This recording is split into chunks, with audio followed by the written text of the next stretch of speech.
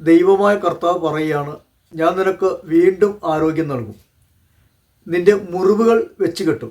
ജെറേമിയ 30:17. ദൈവം വീണ്ടും ആരോഗ്യം നൽകും, നമ്മുടെ മുറിവുകൾ അവിടെ നിന്ന് വെച്ച് കെട്ടും.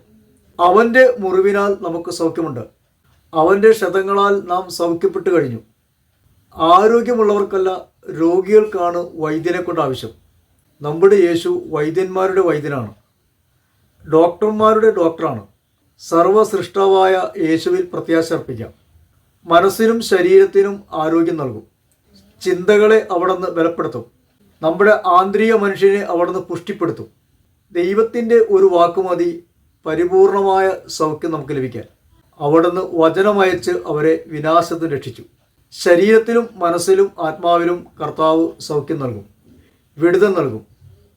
പുതിയ ഒരു അഭിഷേകത്തിലേക്ക്, പുതിയൊരു കൃപയിലേക്ക് ദൈവം നമ്മെ നയിക്കും.